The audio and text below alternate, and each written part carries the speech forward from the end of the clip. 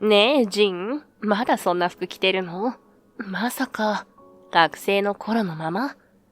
笑い混じりのその声が、同窓会のざわめきを切り裂いた。振り返ると、そこにいたのは朝霧玲奈。俺の元カノだ。テレビで見慣れた、華やかなドレス姿の彼女は、当時のままの美しさに加えて、今や超売れっ子の女優になっていた。いや、びっくりしちゃって。ほんと変わらないんだね。ジン。いや、変われなかったのか。笑い声が広がる。誰かが飲みかけのシャンパンを手に面白がるように言った。ていうか、レイナが付き合ってたのがあの人ってマジ？いや、無理でしょ。あの陰キャオタ、黒歴史。俺は黙ってグラスを口元に運んだ。炭酸が喉を通る感覚だけがやけに鮮明だった。同窓会の会場を抜け出し、夜の街を歩いた。その翌日、契約は白紙にさせていただきます。そう告げたのは秘書だった。マネージャーと並んできていたレーナが目を見開く。はぁ？ちょっと、どういうこと？文字通りの意味です。レーナがゆっくりと俺の方を向いた。昨日とは違う目をしていた。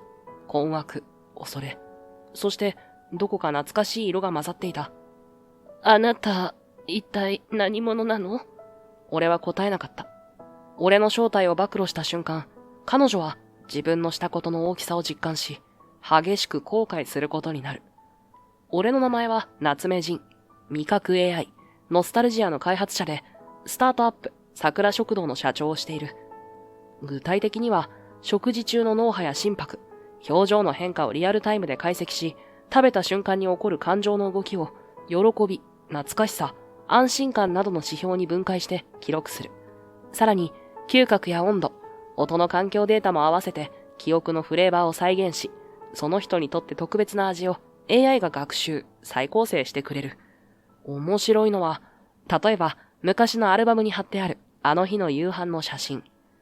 誰かが作ってくれた料理の一皿を AI が画像から素材や盛り付け、食器の質感、周囲の光や空気の情報を読み取り、過去に近い条件であの時の味を予測する。記憶が曖昧でも、表情や体の反応データをもとに、心が動いた瞬間をヒントに、味のプロファイルを組み立てていく。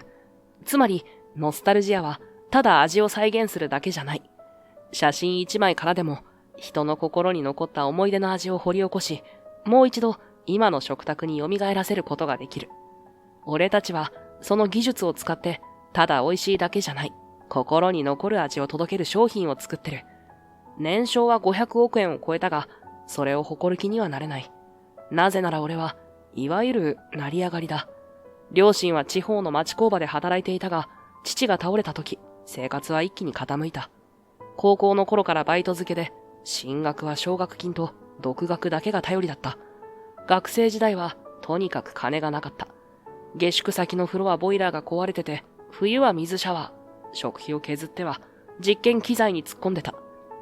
毎日がギリギリだったが、それでも研究だけはやめたくなかった。味覚ってのは人それぞれで曖昧で、でも確かに心を動かす何かがある。俺はそれを数値化したかった。貧しかったからこそ、人の本質を見抜こうとする癖がついたのかもしれない。ブランドにも肩書きにも興味がない。だから今でも白シャツにジーンズ、安いスニーカーで通している。見栄で生きていない証として、というより、俺の中じゃ今でもあの下宿の空気が色濃く残っているんだ。そんな俺のもとに、ある日、大学の同窓会の招待状が届いた。封筒の書体に見覚えがあり、少しだけ胸がざわついた。もう10年以上前、あの研究室で出会った一人の特別な存在。朝霧玲奈。今やテレビで見ない日はない女優。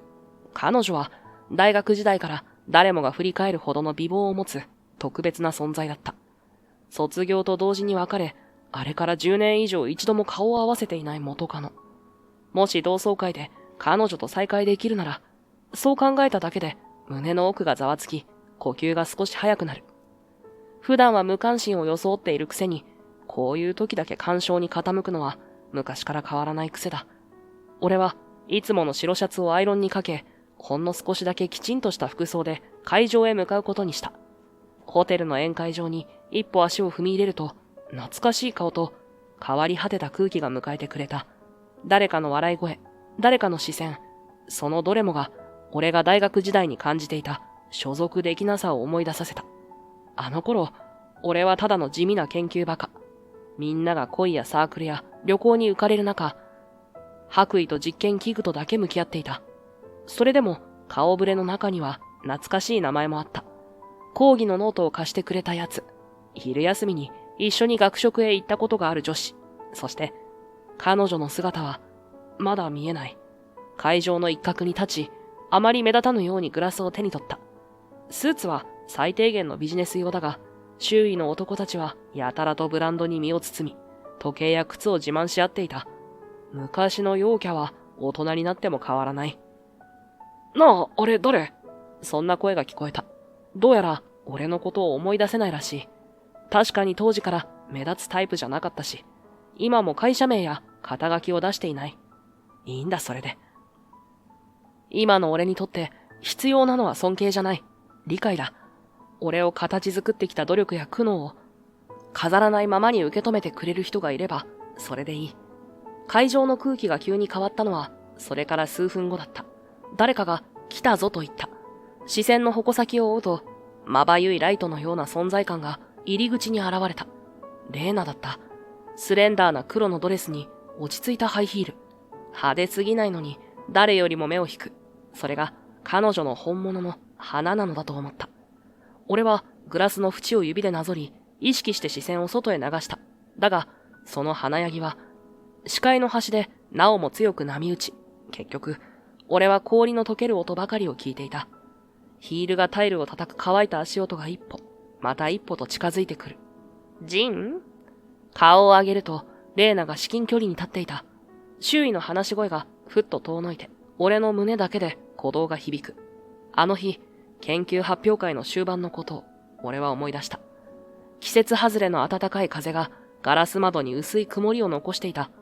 最高列から見る壇上で、レーナはレーザーポインターを握り、落ち着いた声でスライドをめくっていた。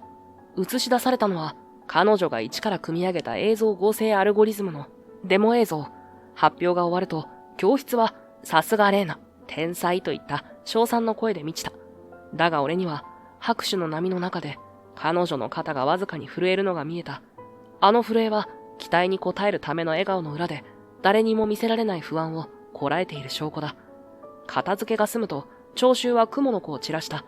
スクリーンの余熱がまだ残る講義室で、俺が試薬の箱を抱えて廊下へ出ようとした瞬間、背中に小さな声が落ちた。ジン？今少し話せる？振り返ると、レーナが窓際のベンチに腰掛け、名札の角を指先でいじっている。日が傾いた廊下は人影もなく、蛍光灯だけが白い光を投げていた。発表お疲れ、と声をかけると、彼女はかろうじて笑い、すぐに視線を落とした。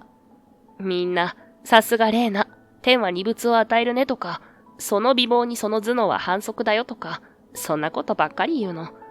レーナはかすかな笑みで自分を茶化し、名札の角を指で折り曲げた。褒められているはずなのに、まるで飾り物みたいで落ち着かないんだ。飾り物？俺は眉を上げた。コードを最後まで読んでくれた人なんてきっといない。みんな色合いとか、スライドのテンポとか、外から見えることだけ感想をくれるんだよ。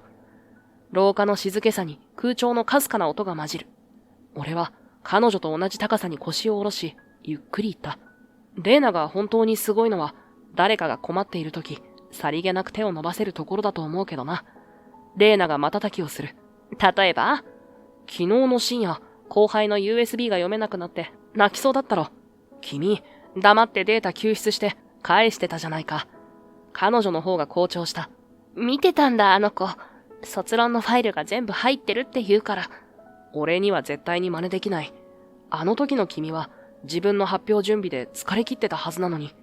レーナは苦笑し、肩をすくめた。放っておけなかっただけだよ。そこが大事なんだ。結果より先に人を気遣える優しさ。それが君の一番の才能だと思う。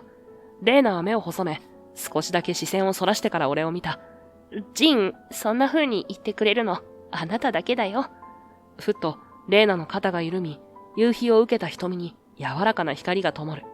ねえ、もう少し話してもいい？こんなにほっとしたの久しぶりだから。もちろん。俺は隣で膝を組み直し、スライド資料の束を膝に置いた。次の課題、何か手伝えることある？まずはさっきの発表のフィードバックをまとめなきゃ。でも、ジンにコーヒーご馳走するくらいの余裕は残ってると思う。じゃあ、俺のおごりにさせてくれ。発表の成功祝いだ。成功ね。レーナは少し首をかしげ、けれど、その方には確かな安堵が差していた。休校棟へ続く廊下を歩きながら、俺たちは映像合成の未来やゼミ旅行の行き先について取り留めなく語り合った。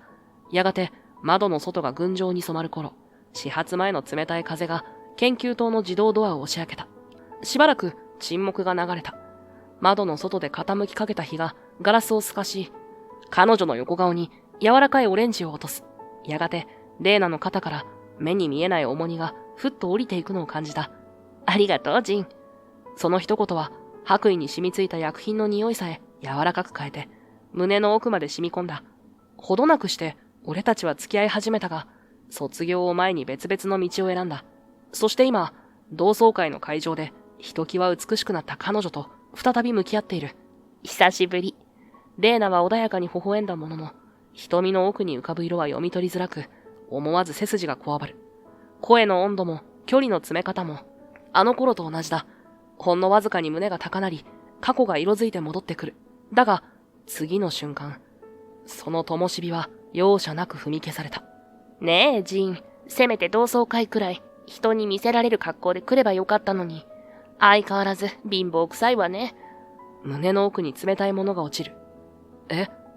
俺が小さく聞き返すと、そこへ数人の同級生がわっと寄ってきた。ブランド時計を見せびらかす男が声を張り上げる。うわ、懐かしい。夏目じゃん。そういや、お前、レイナとジンって付き合ってたよな。別の女が手を叩いて笑う。本当？レイナが研究オタクと？今考えると超ミスマッチじゃん。黒歴史決定だわ。軽口が飛び交い、輪の中に笑いが渦を巻く。頬が燃えるように熱い。グラスを握る指先まで汗ばんだ。レイナが小さく手を振り、人差し指を唇に当てて場をなだめる仕草を見せたものの、すぐに肩をすくめて小さく笑った。当時は私も物珍しかったのよね。白衣に薬品の匂いをつけたままデートなんて、今思えば笑えるでしょ。その言葉に輪がどっと湧いた。誰かが鼻で笑い、別の男が俺のスニーカーを指さす。てか、その靴まだ学生の頃の？節約にも程があるだろう。女の一人がシャンパングラスを揺らしながら覗き込む。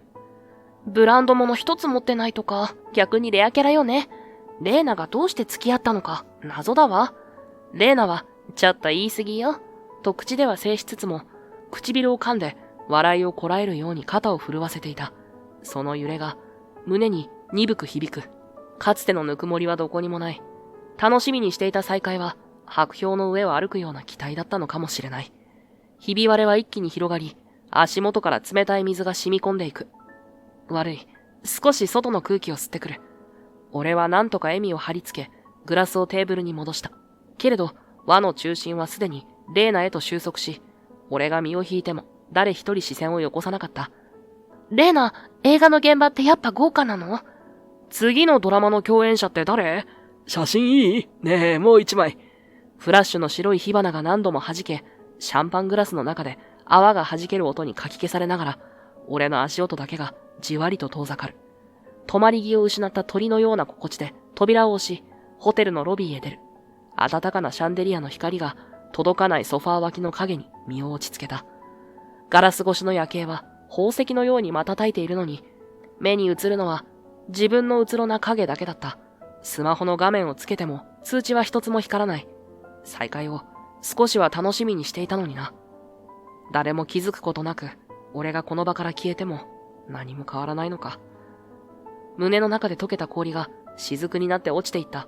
溶けた氷と一緒にその思いも床へ滴り落ちていくようだった。同窓会の会場を出た俺はそのままタクシーで会社へ戻った。時計の針はすでに23時を回っていたが、ビルの最上階、俺のオフィスだけが静かに灯っていた。カードキーをかざして扉を開けると、誰もいないはずの空間に人影が一つ。秘書の白川葵だった。お帰りなさい社長。やっぱりここに来ると思ってました。彼女は窓際のカウンターで温かいミントティーを入れていた。俺は驚くでもなく、ただジャケットを脱ぎ、無言でソファーに腰を下ろした。どうでしたか、同窓会。その問いに、俺は少しだけ笑って、まあ、予想通りってところだな、とだけ答えた。葵、オフグループとの広告契約、白紙に戻せるか。そう切り出した俺に、彼女は一瞬だけ目を見開いたが、すぐにうなずいた。理由は聞きません。でも、確実にやります。窓の外に広がる東京の夜景は、どこか冷たく、どこか遠かった。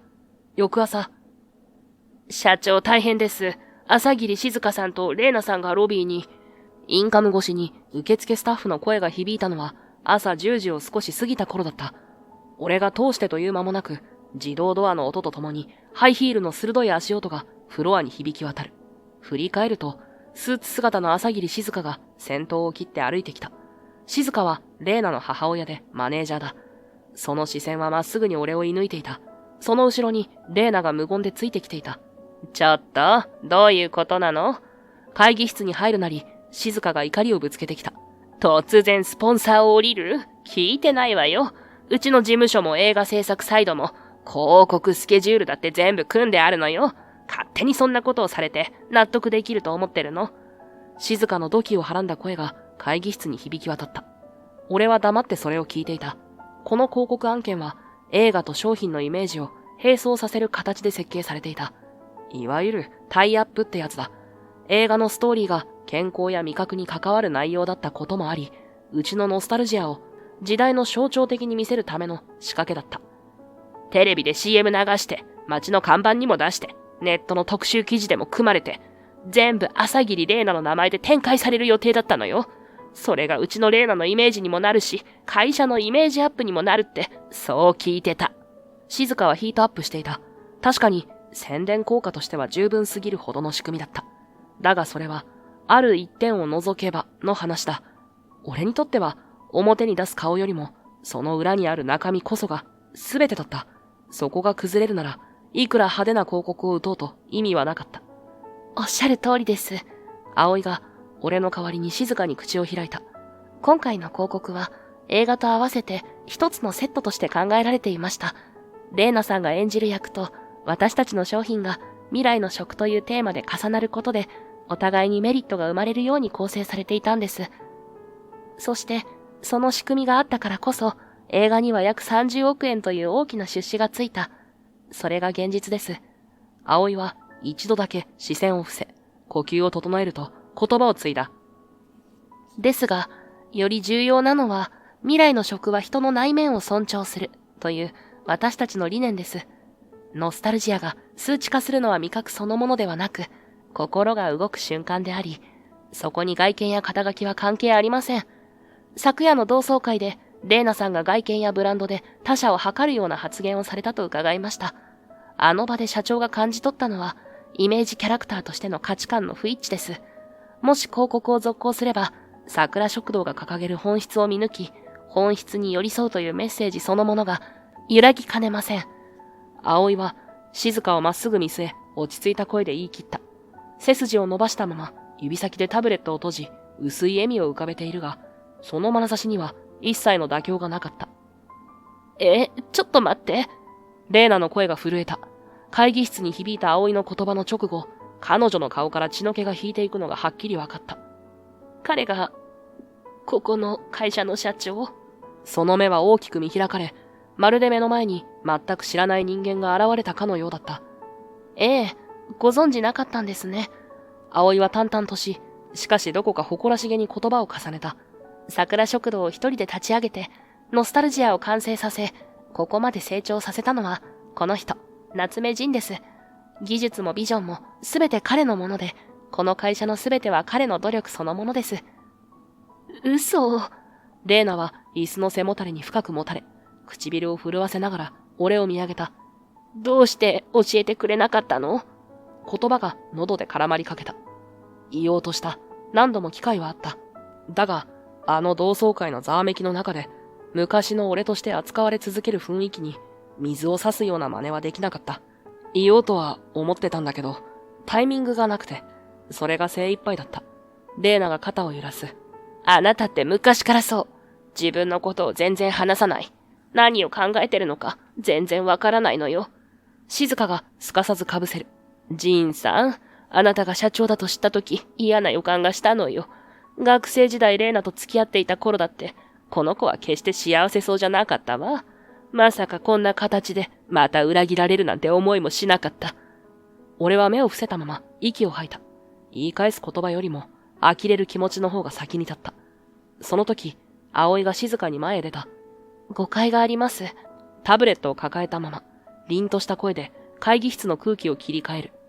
今回、朝霧玲奈さんをイメージキャラクターに推薦したのは社長です。取締役会では、業界での評判が芳しくないという理由で反対が出ました。けれど社長は昔のご縁を理由に最後まで押し切った。ただの情実ではなく、玲奈さんなら桜食堂の理念を演技でなく本心で伝えてくれるはずだ、と。玲奈が目を見開く。反対されてたの？葵はタブレットを閉じ、静香を正面から見据えた。落ち着いた声だが、言葉は鋭い。ご存知ないのですか？玲奈さんの日頃の振る舞いは、業界中で噂になっています。遅刻の常習、スタッフへの当たりの強さ、ブランド以外の衣装は拒否。今は、飛ぶ鳥を落とす勢いの売れっ子女優かもしれませんが、裏側の評判は決して芳しくありません。投資家が懸念したのは、そうした態度の連鎖です。玲奈が唇を引き結び、静香が眉を吊り上げた。うちの娘を悪く言わないでくれる？葵はひるまない。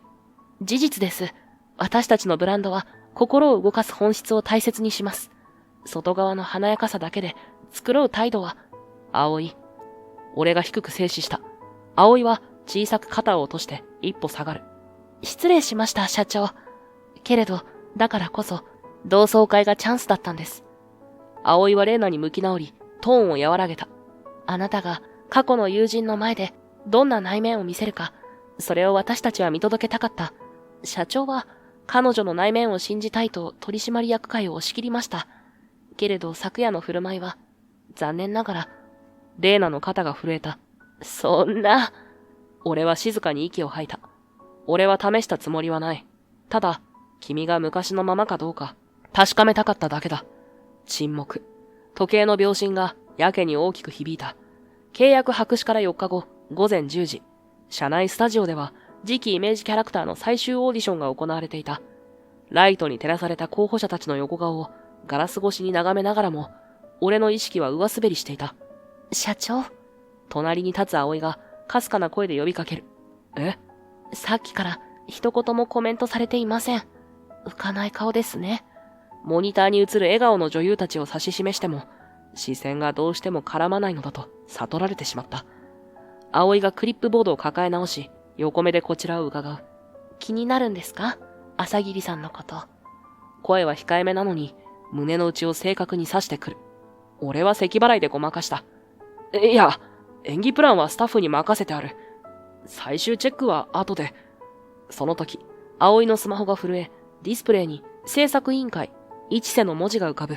失礼します。葵は数歩離れて通話ボタンを押したが、すぐに眉間を寄せてこちらを振り返る。嘘ですよね。低く漏れた葵の声が空調の吹き出し音にかき消えそうになる。俺はモニタールームを出て廊下に誘い、耳を澄ました。葵はうなずきも首振りもせず、ただ承知しました。至急確認いたしますを繰り返し、通話を終えると息を吐いた。どうした？スポンサーの大河内グループが映画の制作中止を示唆してきました。朝霧さんを起用しない限り、全面的に手を引くと。言葉が凍りついた。待て、映画資金の半分は大河内の投資部門が入れている。もし引くと言われれば。制作費の約35億円が一気に宙に浮きます。ロケ地のキャンセル料、セカンドユニットのスケジュール調整、タイアップ広告の再手配、最悪、損害は50億規模です。葵は数字を淡々と並べつつも、指先は小刻みに震えている。今回のタイアップは、ざっくり言えば、映画と桜食堂が腕を組み、大河内グループが財布を握る三者同盟だ。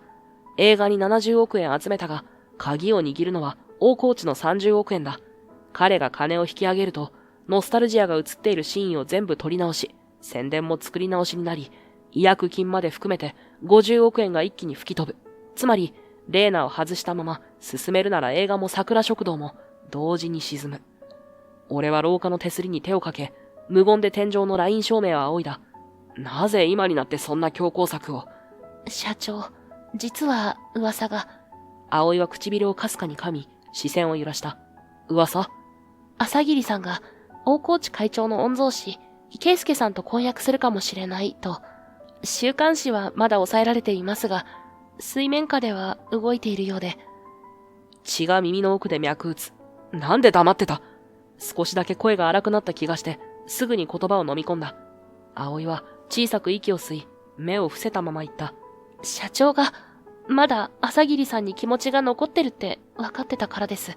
だから、私からあえて言うのも余計だと思って。その一言に胸の奥がふっと沈んだ。気づいていなかったわけじゃない。ただ、認めたくなかっただけだ。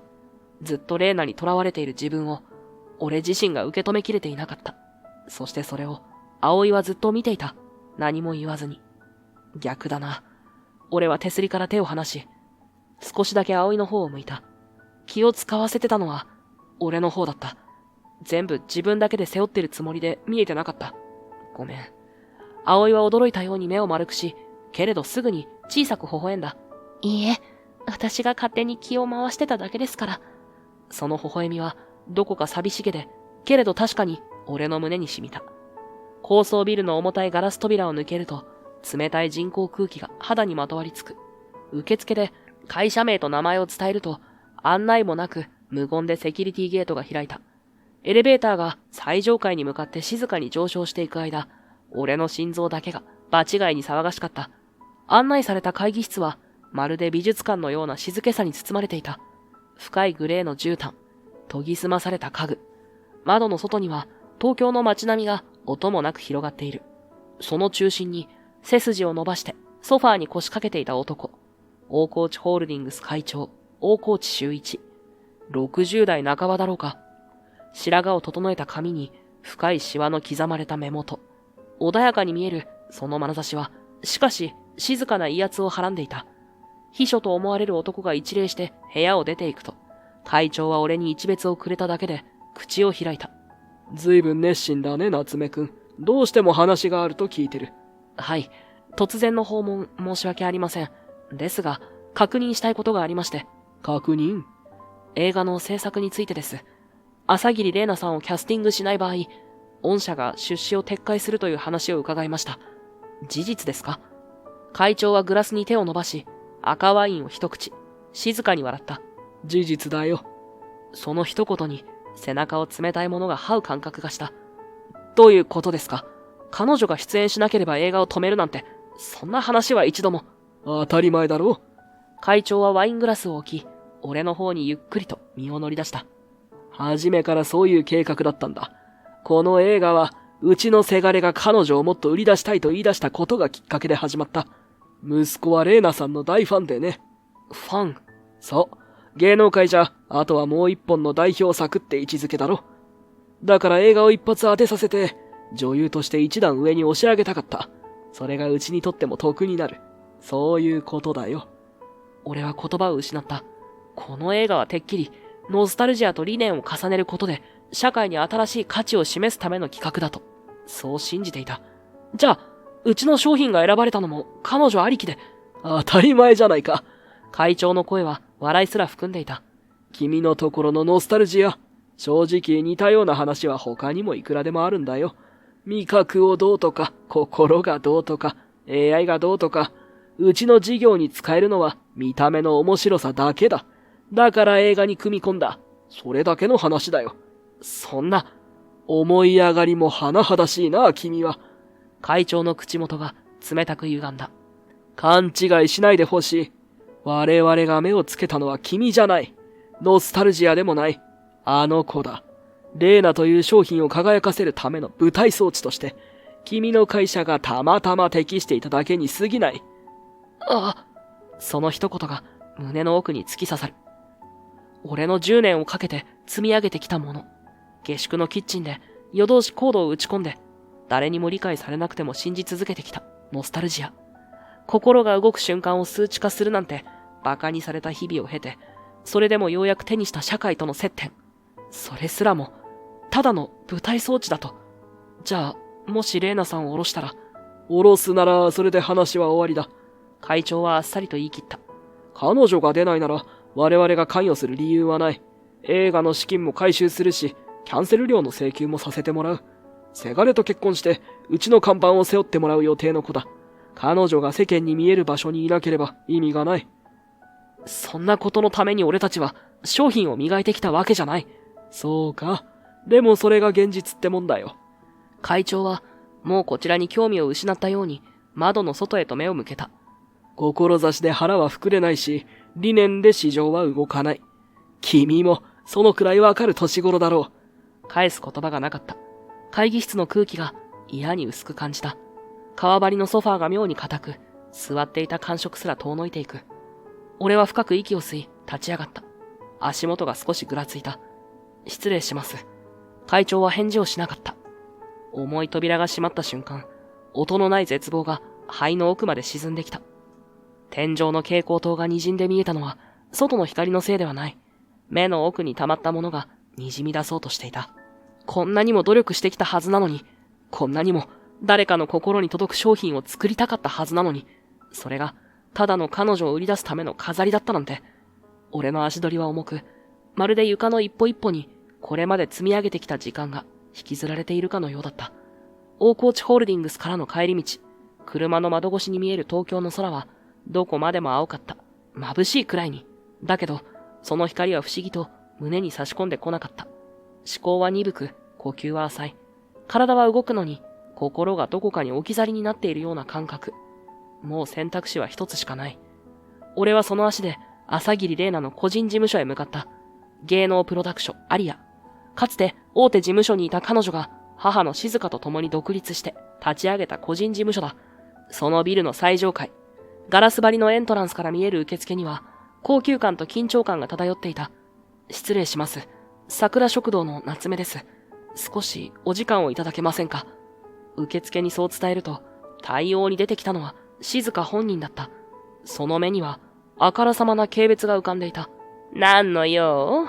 まさか契約を戻してほしいなんて言わないでしょうね。話だけでも聞いていただけませんか。俺がそう頭を下げると、静香はクスッと鼻で笑った。本当に見てられないわね。頭を下げたって、うちには何のメリットもないのよ。レーナの価値を下げたのはそっちでしょ。すると背後からレーナが姿を現した。相変わらず完璧な姿勢、完璧なメイク。まるで少し前の同窓会の延長のように、冷ややかな視線が俺を射抜いた。社長さん、やっぱり格ってものは変わらないのね。こんな時だけ来て情に訴えようなんてそういうの見苦しいって思わない？俺は歯を食いしばった。けど言い返す言葉は浮かばなかった。確かにその通りだ。ことがこじれる前に伝えるべきだった。彼女が変わったことを受け入れられなかったのも俺の方だったかもしれない。静香がなおも吐き捨てるような言葉を重ねようとしたその時、レーナがふっと笑みを作った。もういいよ母さん。ここまで言えば十分でしょ。静香が少し驚いたように娘を振り返る。レーナはゆっくりと俺の方に目を向けた。その瞳の奥に何か含みを持たせた光がちらついていた。私が追い出すわ。こんな人、母さんが怒るまでもないよ。ね。すぐ済ませるから、ちょっと待ってて。静香は眉を潜めながらも、あんたがそう言うなら、とだけつぶやいて、しぶしぶ引き下がった。事務所のロビーを抜け、エレベーターで1階に降りる間、レーナはずっと無言だった。けれど、その横顔は、さっきの挑発的な女優のそれではなかった。扉が開くと、彼女は俺を振り返り、小さく息をついた。外、少し歩かない？彼女の声は、ようやくレイナに戻っていた。ビルの裏手、人気のない並木道を並んで歩きながら、レイナは口を開いた。ごめんね。さっきのあれ、演技だった。母さんがああなると、もう止まらないから、ああやって言えば、私に任せるしかなくなるって思って。ゆっくりとした歩調で、彼女はつぶやくように続けた。本当はずっと話したかった。ちゃんと、あなたと向き合って。その声には、張り詰めたものがほどけていく気配があった。母の前では見せられない。けれど、誰かに分かって欲しかった。本当の顔が少しずつ覗いていた。通りの向こう、並木の影に隠れたベンチに腰を下ろすと、レイナがぽつりと口を開いた。ごめんなさい。その声は、今までのどれとも違っていた。凛とした女優の仮面が剥がれ、ただのレイナに戻ったような、そんな声だった。今までひどい態度をとって、本当にごめんなさい。同窓会の時も、スポンサーの件でも、あなたの会社に契約を白紙にされて、ようやく目が覚めたの。俺は返事をせず、ただ彼女の言葉を待った。私、自分の振る舞いが周りにどう見えてるかなんて考えたことなかった。でも、葵さんの話を聞いて、あなたが黙って引いた理由を知ってようやく気づいたの。自分がどれだけ周りを傷つけてきたのか。彼女はうつむき、細い指でスカートの裾を握った。母は、私を売り出すためにずっと、たくさんのものを背負ってきたの。芸能界って甘くないから、周りはみんな敵。ライバルに隙を見せたら終わり。誰とも慣れ合うなって小さい頃から、ずっとそう言われて育った。レーナは、ゆっくりと頬を止め、街路樹の影に視線を落とす。そうやって気を張ってるうちに、人とちゃんと向き合うことを怖がるようになってたのかもしれない。あの日の同窓会も懐かしい人たちに会えるのは嬉しかったけど、正直怖かった。昔の素直だった自分に戻ったら、今の私が崩れちゃう気がして。少し間を置き、彼女は俺の方を見た。でも、あなたの姿を見て胸がギュッてなったの。ちゃんと中身で勝負してる。あの頃のままのあなたを見て。レーナは立ち止まり、小さく息を吐いた。芸能界に入ってから、ずっと外見だけを見られてきた。最初はね。それが嫌だった。中身を見てほしいって何度も思ってた。だけどみんなが外見だけでチヤホヤしてくれるうちに、それを便利な武器みたいに感じるようになってて、気づいたら、私自身も誰かの中身なんて見なくなってた。風が吹き抜け、髪が揺れる。あなたを見て思ったの。あの頃、私が守りたかった自分らしさとか、信じたものとか全部、どこかで置いてきちゃってたんだなって、それに気づいた瞬間、本当に自分が情けなかった。レーナの目が潤んでこちらを見る。だから悔しかったの。自分のことがすごく悔しかった。そう言って、彼女は少しだけ唇を噛み、震える声で続けた。ごめんなさい。あなたにひどいこといっぱい言って、あんな風に振る舞ったのも見られたくなかったの。あの頃のちゃんとした自分を知ってるあなたに、今の私なんて見せたくなかった。俺は静かに言った。大丈夫だよ、レーナ。君が戻ってきたなら、それで十分だ。レーナの目が大きく見開かれる。今回の契約、また受けてくれる。俺の声は震えていた。けれど、そこに迷いはなかった。レーナは目を伏せ、唇を噛んで、小さく震えながらつぶやいた。私にその資格あるかな？俺は小さくうなずいた。その瞬間、レーナの目に涙が浮かんだ。本当に作り上げたんだね、ノスタルジアも会社も。社長になってるなんて全然知らなかった。あの頃、白衣を着て黙々と研究してたあなたを思い出したよ。俺は照れ隠しのように鼻をかいた。まあ、なんとかな。レーナはほんの少しだけ視線を落として、ぽつりと続けた。私もね、本当は研究続けたかったの。自分の手で何かを作り出すってすごく楽しかった。でも母がどうしても芸能の道へって、あんたは顔が武器なんだから生かさなきゃ損って。あれは多分、母自身が果たせなかった夢だったんだと思う。彼女の声が風にさらわれるように静かに揺れる。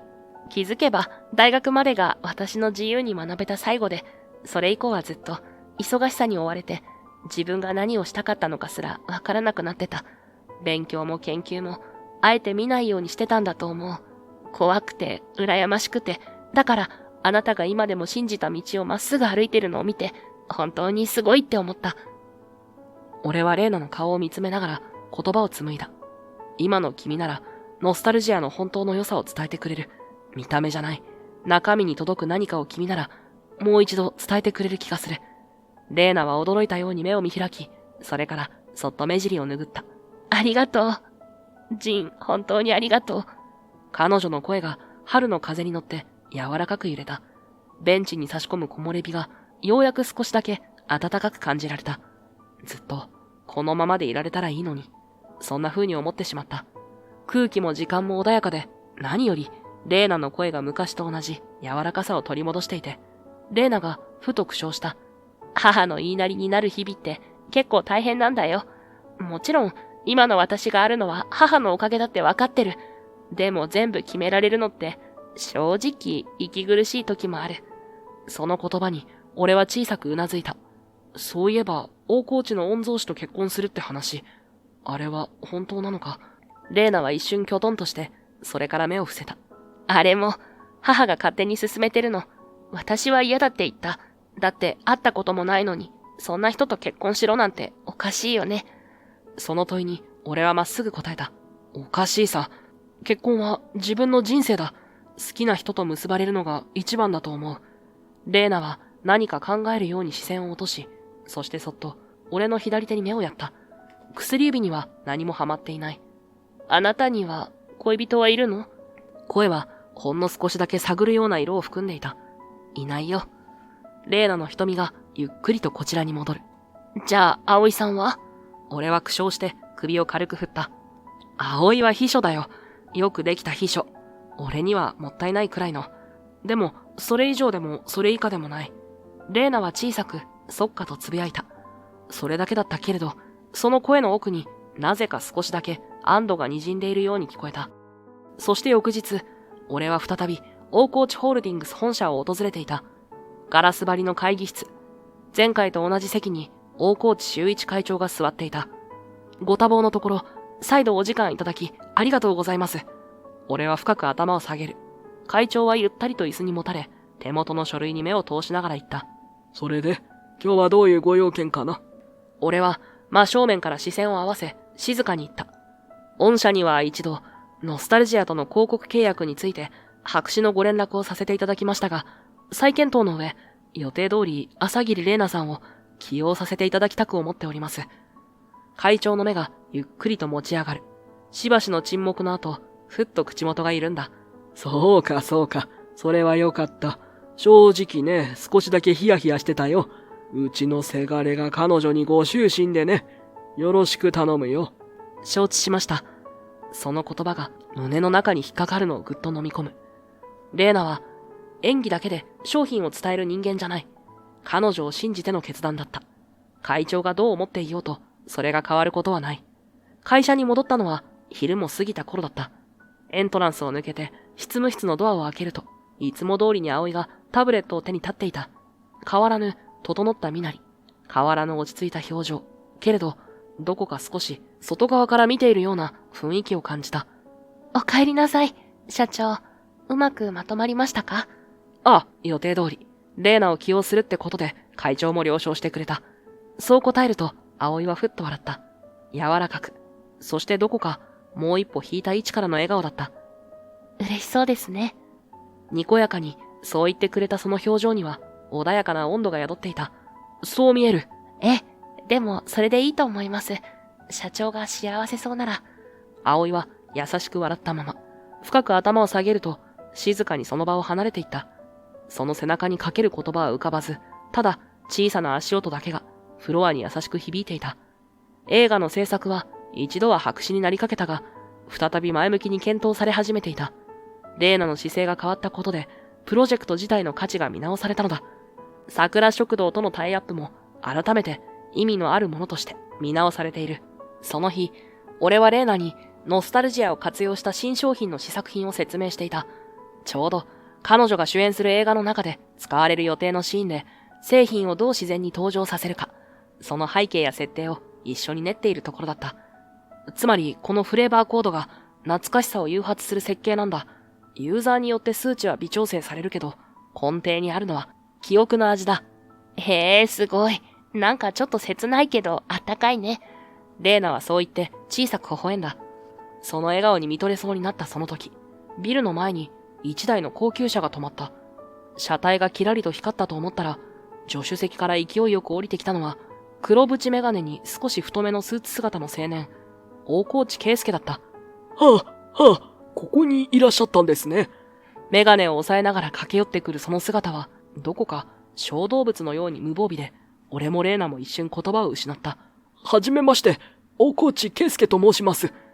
深々と頭を下げるその様子は、妙に礼儀正しく、でも初々しい。顔を真っ赤にしながら、レーナを見ている。待ちきれなくて、レイナが目を瞬かせた。ケイスケさん、約束の時間は、もう少し後じゃ。はい。でも、父も後で料亭に来るって言ってますし、できれば父が来るまでの間、僕と二人で少しお話できたらなって。レイナが少し困ったように俺を見る。俺は苦笑して少し肩をすくめた。言ってきなよ。約束なんだろ。でも、こっちは大丈夫だから。続きはまた今度やろう。レイナは少しだけ申し訳なさそうに目を伏せた。ごめん、ジン。気にすんなって。マジで。そう言って笑ってみせたが、腹の奥がほんの少し冷たくなるのを感じた。ケイスケがパッと顔を明るくして、レイナのバッグを持とうとして不器用に手間取っている。その姿に、俺は妙に感情のやり場を失ってしまい、無理に視線をそらした。二人が並んでビルを出ていく背中を見送った後、俺はエントランスのソファーにどさりと腰を下ろした。その時、葵がどこからともなく現れた。タブレットを抱えたまま、俺の前に立つ。いいんですか？その声は静かだけど、どこかくすぐるような響きを含んでいた。何が？俺が視線を外したまま答えると、葵はくすっと笑った。社長、研究はものすごく熱心なのに、肝心なところ、いつも抜けてますよね。何の話だよ。推しが足りないんですよ。そんなんじゃ、女心は一生わかりません。いやいや、俺別にそう言うんじゃ。はいはい、そういうことにしておきます。そう言って、葵はニコニコしながら、隣のソファーに腰掛けた。じゃあ聞きますけど、さっきのレイナさんの、ごめんジンってどういう意味だと思いました？いや、普通に、予定があるのに説明引き止めちゃったから悪いって。はあ、ダメですね。社長、味覚 AI のくせに、人の気持ちにはまるで鈍感です。俺は思わず天を仰いだ。俺にどうしろって言うんだよ。葵は隣でクスクスと笑っていた。その横顔がなんだか楽しそうで、ちょっとだけ悔しい。翌日、契約締結を迎える夜が静かに更けていった。オフィスの明かりはいつもより少なく、どこか嵐の前のような落ち着きがあった。仕事は一段落ついていたが、心は落ち着かなかった。いや、むしろ、そわそわしていた。レイナとは、あのケイスケが現れてから、まともに言葉を交わせていない。彼はいいやつだ。素直で優しくて、レイナのことを本当に大切に思っているのがわかる。でも、彼女くらいになると、好きな人と結ばれることすら、自分で選べないのか。そう思った瞬間、胸の奥が締め付けられた。もし、俺が名乗りを上げたら、何かが変わるんだろうか。でもそんなことを、していい立場か。そんな自問を繰り返していた時だった。オフィスの自動ドアが不意に音を立てた。振り返ると、レイナがそこに立っていた。柔らかなトーンのワンピースに、緩くまとめた髪。ドラマ撮影の時の彼女とは違う、落ち着いた大人の顔だった。ごめんね、こんな時間に。いや、いいよ。ちょうどいろいろ考えてたところだった。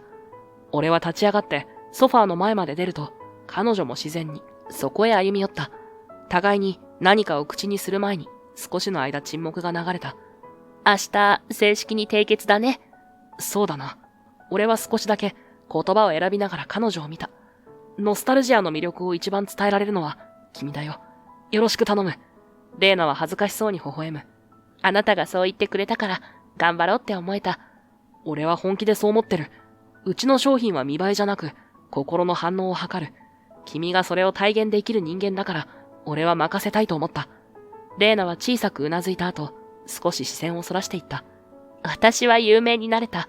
でも、どんどん新しい子たちが出てきてる。すごく華やかで、努力もしてて、しかも若くて、本当に、競争が厳しいの。その声には飾りがなかった。誰にも言えなかった不安を、ぽつりと打ち明けるような口調だった。だから、この仕事、次のステージに行けるきっかけになるって本気で思ってる。絶対に成功させたい。でも、言いよどんだ後、彼女は俺の目を見つめ直した。あなたの夢も応援したいって思ってる。何言ってるんだ、急に。不意に返された言葉に、俺はそっけなく言いながらも、内心ぐらりと揺れていた。レイナは、俺の隣に一歩だけ近づくと、声のトーンを落とし、耳元へと、そっと口を寄せた。その一言は、音にはならなかったが、確かに俺の耳の奥に届いた。脳が追いつくより早く、体が硬直する。思わず顔を上げると、レイナは少しだけ目を伏せ、いたずらっぽく微笑んでいた。おやすみ、ジン。明日よろしくね。そう言って、彼女はきびすを返し、ドアの向こうへと消えていった。ただ、その背中の輪郭がやけに鮮やかに焼き付いて離れなかった。そして次の日、朝から落ち着かない。シャツの袖口を止める手がほんの少し震えていた。けれど胸の奥には確かに感じていた。今日は何かが変わる日だ。大河内ホールディングスの重厚なガラス扉をくぐると、冷たい空気が肺の奥を刺した。隣には葵。いつもと変わらない表情だが、手にしたタブレットを持つ指に力がこもっているのが分かった。通された会議室には、すでに全員が揃っていた。大河内会長、その横に、いつになく緊張した面持ちの圭介、そして、玲奈と彼女の母、静香。よろしくお願いします。形式的な挨拶を交わし、契約書が1枚ずつ配られ、手元に置かれる。会長がサインペンを手に取った瞬間、一ついいですか？俺の声が静かに響いた。会長が眉を潜め、手を止める。なんだい今更。この条文について、一つ確認させていただきたいんです。ここです。第26条、付随技術に関する特例条項。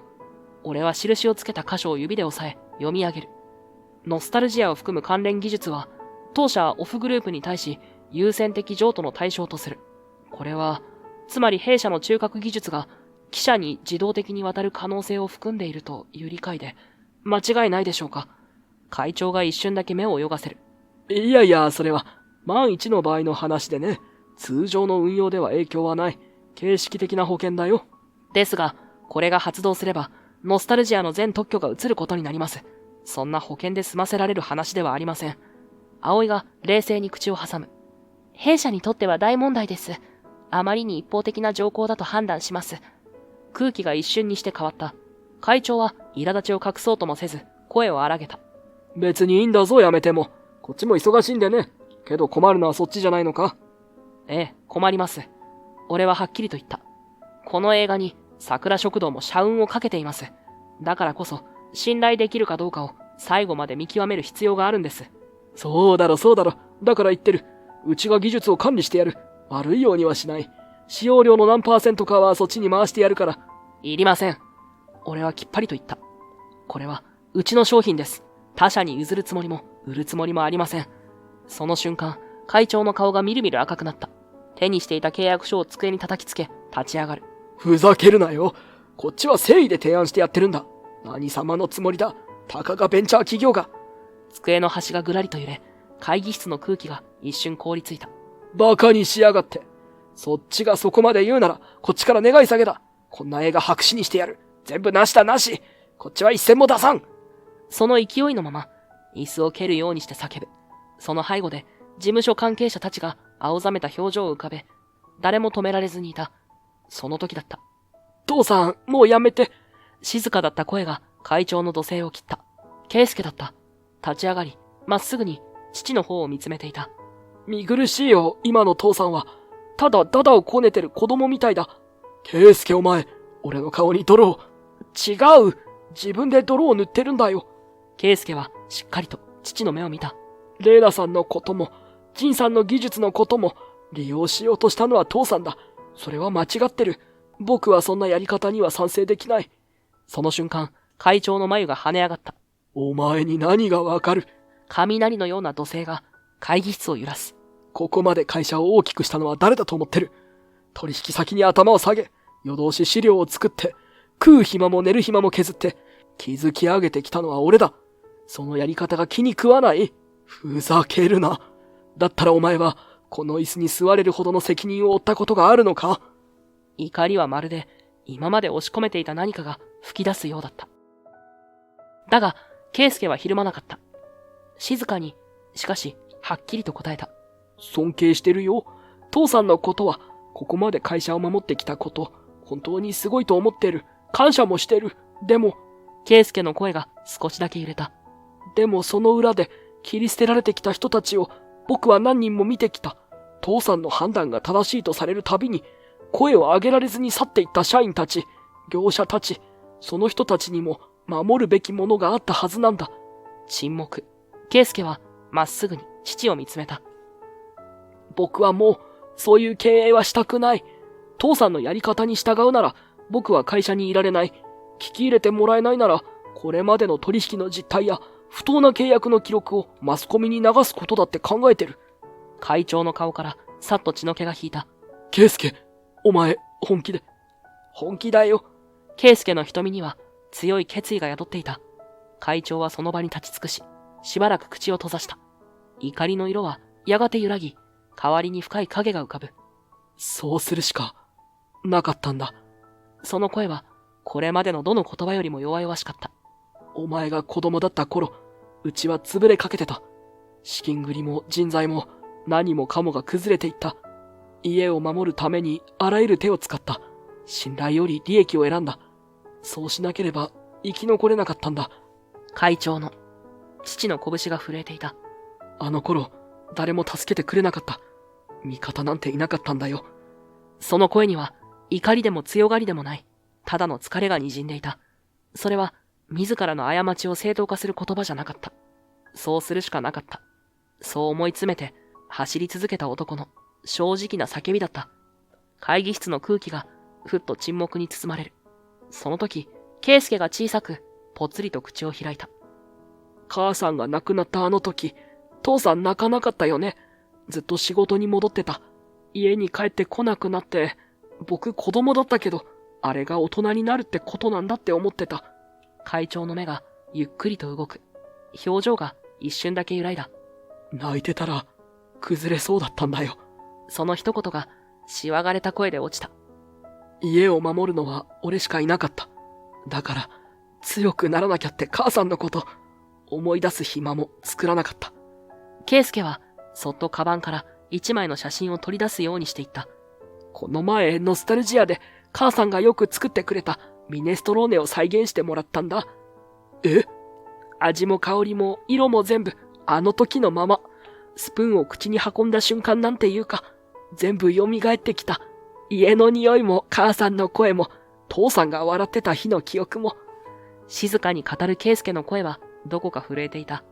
あの時の父さんはちゃんと笑ってたよ。母さんと並んで、僕覚えてる。あれが本当の父さんだったって。会長の瞳がわずかに濡れて光った。そんなものが今さら戻るわけが。戻らないよ。でも思い出せる。心がまだ繋がってるって思える。それがこの技術なんだ。ジンさんが作ったノスタルジアは、ただの AI なんかじゃない。人の心を未来につなぐ力があるんだよ。会長は何かを言いかけ、言葉を探すように空を仰いだ。そして、とうとう一筋の涙が、シワの刻まれた方を伝って落ちた。しばらくの沈黙の後、会長はスーツの袖でそっと目元を拭い、深く息をついた。悪かった。俺は、守ることばかりに一生懸命になって、大事なもん、置き去りにしてたな。その言葉に誰も声を出さなかった。ただ、その場の空気が確かに柔らかく変わった。きっと、あの人なりに守りたかったんだ。家庭も会社も自分の中でぐちゃぐちゃになりながら。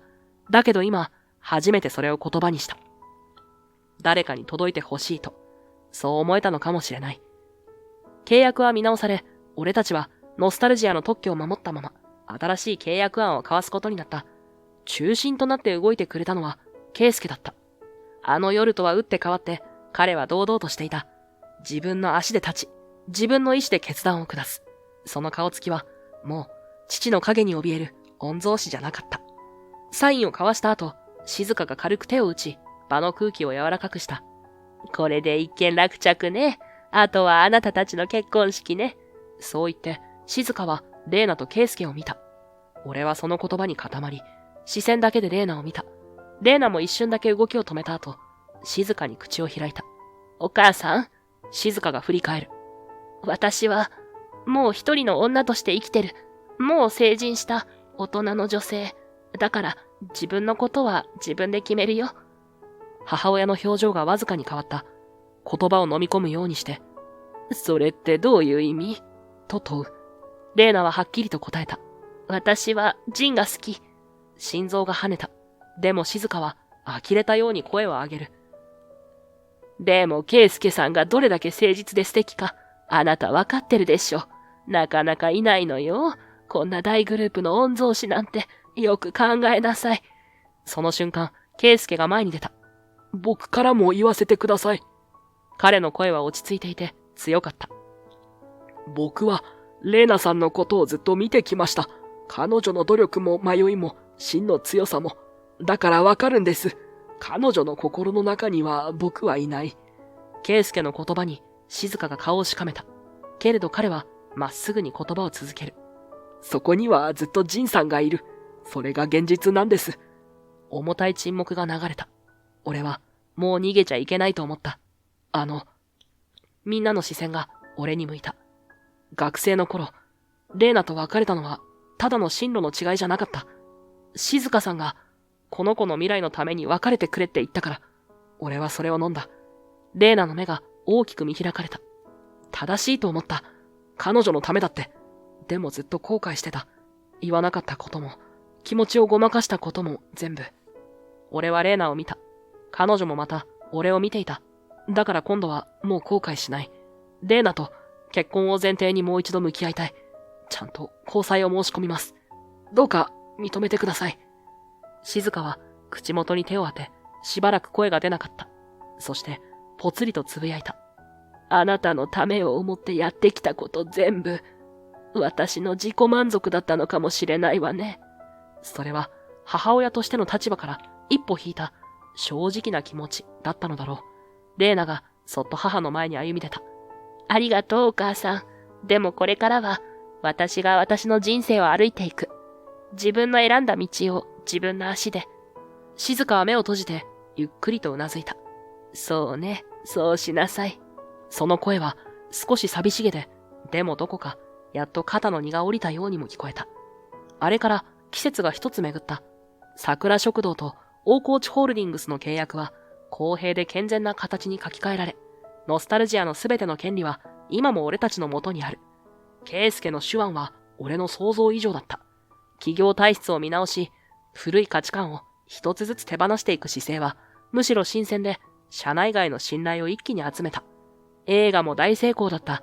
レイナの演技は役を生きていたと評され、AI とのコラボという話題性もあって、全国各地でロングラン上映が続いている。そして、大河内会長。かつてのあの人は、今、自らを相談役と称して一線を退いていた。メディアに出ることはもうないが、業界の若手経営者たちの勉強会を自腹で支援していたり、ひっそりと亡き妻が関わっていた児童福祉団体に寄付を続けているらしい。俺は直接聞いたわけじゃないが、葵がこっそり教えてくれた。社長、あの人、自分なりの償い方を見つけたんですね。圭介も時折その話を嬉しそうにしている。きっと父親を少し誇らしく思い直せているのかもしれない。そして俺とレイナは、週末の午後、彼女と並んで歩くことがもう特別なことじゃなくなってきている。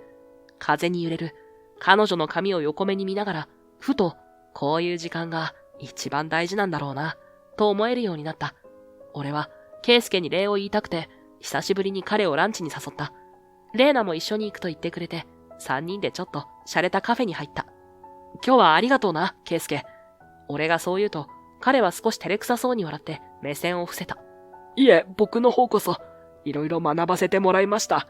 でも、圭介はコーヒーカップをそっと置いていった。気づいたんです。憧れって、憧れのままがいい時もあるんだって。レイナさんはずっと僕の遠くの光だったから、それが僕の背中を押してくれてたんです。レイナは目を丸くし、それから静かに微笑んだ。ありがとう。圭介さんのまっすぐさに、私も助けられてたよ。圭介は少しだけ目を潤ませながら笑っていった。お二人ともお幸せに。その言葉に、俺はレイナの手をそっと握った。彼女は恥ずかしそうに微笑みながらも、しっかり握り返してくれた。ふと、圭介が視線を横に向けた。ところで、葵さんって、俺が聞き返すと、圭介はいたずらっぽく笑った。最近、うちのチームで一緒に企画やってるんですけど、ものすごく優秀で、すごく話しやすい人で。ほう？レイナがすかさず乗っかってくる。それって、つまり気になってるってこと？いえ、そんなつもりじゃっていうか、まあ、ちょっとだけ。その反応に、俺もつい吹き出してしまった。頑張れよ、圭介。はい。気づけば、カフェのテーブルには暖かい空気が流れていた。ノスタルジアが数値化するのは、味覚という曖昧なものだ。だけどそこにあるのは、過去と未来をつなぐ感情だと俺は思う。忘れたくない記憶、伝えたい思い、守りたかった人のぬくもり、それをどこかで味という形にして残していけるのなら、この AI を作った意味はあった。誰かの涙を少しだけ優しくできるような仕事を。俺たちはこれからも続けていく。一つ一つの味が心に届くように、そして誰かの未来を変える一歩になるように、これが俺たちの物語の始まりだ。